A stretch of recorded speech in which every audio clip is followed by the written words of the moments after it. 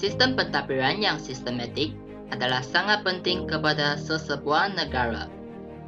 Antara kepentingan sistem pentadbiran yang sistematik ialah dapat menjana pembangunan dan kemajuan negara dan membantu mengekalkan keamanan dunia sejagat. Ia juga dapat mengekalkan kedaulatan negara dan menarik kemasukan pelabur-pelabur asing. Seterusnya, ia dapat meningkatkan kerjasama antara bangsa dan meningkatkan kemajuan sains dan teknologi. Dari segi undang-undang, ia dapat melahirkan masyarakat yang mematuhi undang-undang. Dan akhir sekali, ia dapat mengurangkan kes jenayah yang berleluasa. Sistem pentadbiran di Malaysia ialah demokrasi berparlimen dan raja berperlembagaan. Demokrasi berparlimen. Sistem demokrasi berparlimen ditarifkan sebagai pemerintahan oleh kerajaan yang berdasarkan kepada perwakilan rakyat menerusi institusi perwakilan rakyat sebagai kuasa yang tertinggi. Mekanisme penzahiran sistem ini adalah menerusi pilihan raya yang diadakan. Pilihan raya ini boleh dibahagikan kepada pilihan raya umum atau pilihan raya kecil. Pilihan raya umum ini diadakan apabila Parlimen atau Dewan Undangan Negeri dibubarkan atau terbubar sendiri selepas tamat tempoh 5 tahun. Pilihan raya kecil pula berlaku untuk mengisi kekosongan kerusi Parlimen atau Dewan Undangan Negeri di luar jangka disepakati oleh kematian, peletakan jawatan, hilang kelayakan, dan pembatalan keputusan pilihan raya oleh Mahkamah Pilihan Raya. Pilihan raya ini diuruskan oleh sebuah badan bebas dikenali sebagai Suruhanjaya Pilihan Raya atau SPR. Di peringkat persekutuan, calon perwakilan rakyat dikenali sebagai calon ahli parlimen. Di peringkat negeri pula, calon perwakilan rakyat dikenali sebagai calon ahli Dewan Undangan Negeri atau ADUN. Proses pemilihan pemimpin membolehkan persaingan di antara parti-parti politik berlaku di peringkat persekutuan dan negeri.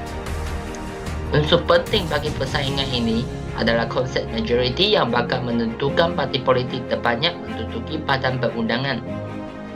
Individu yang menang sebagai perwakilan rakyat di peringkat negeri akan menduduki kerusi Dewan Undangan Negeri atau DUN. Individu yang menang sebagai perwakilan rakyat dalam pilihan rakyat di peringkat parlimen akan menduduki kerusi di parlimen. Parti politik yang mempunyai bilangan kerusi yang lebih banyak akan mempunyai suara yang kuat dalam proses penggubaran Undang-Undang Dasar. Parti politik yang mendapat bilangan kerusi majoriti berhak menubuhkan kerajaan bagi mentadbir urus negara. Raja berperlembagaan.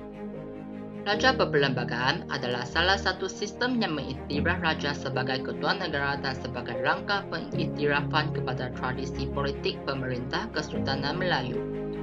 Seharuan dengan beredaran masa, sistem beraja ini telah dimodernkan menjadi raja berperlembagaan.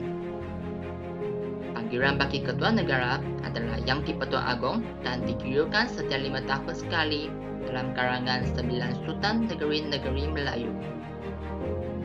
Walaupun Yang di-Pertuan Agong merupakan ketua negara, baginda bertindak di atas nasihat jemaah menteri atau menteri yang diberi kuasa oleh badan berkenaan.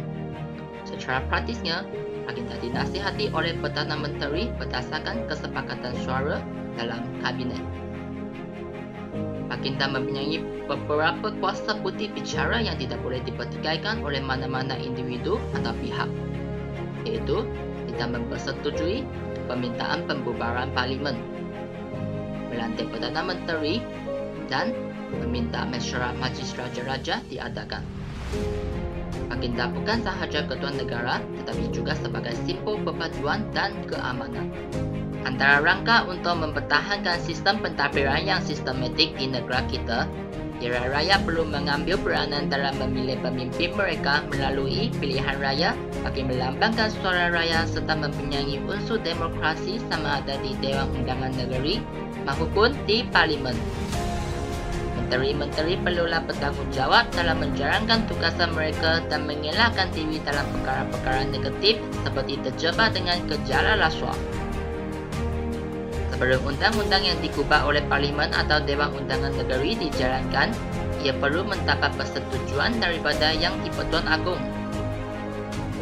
Badan Kehakiman berfungsi untuk memastikan keseimbangan kuasa antara badan perundangan dan badan eksekutif, maka badan-badan ini tidak menyalahgunakan kuasa mereka dalam membuat sesuatu perundangan yang tidak selaras dengan perlembagaan negara.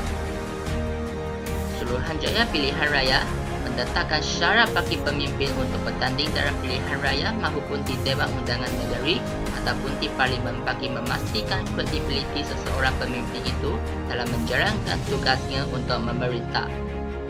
Kesimpulannya, bagi mensejahterakan pentadbiran di dalam sesebuah negara, penting untuk kita mengutamakan kerjasama di antara badan eksekutif. Hal ini kerana sesebuah negara memerlukan kerjasama yang tinggi untuk memastikan pentadbiran yang dijalankan oleh kerajaan berada di dalam keadaan yang sistematik dan tidak kucak-kacau.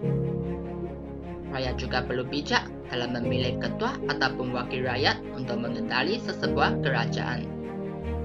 Akhir kata, kemajuan negara Malaysia bergantung kepada sistem pentadbiran yang stabil di dalam sesebuah kerajaan. Oleh itu, kita mesti mempertahankan sistem pentadbiran di negara kita.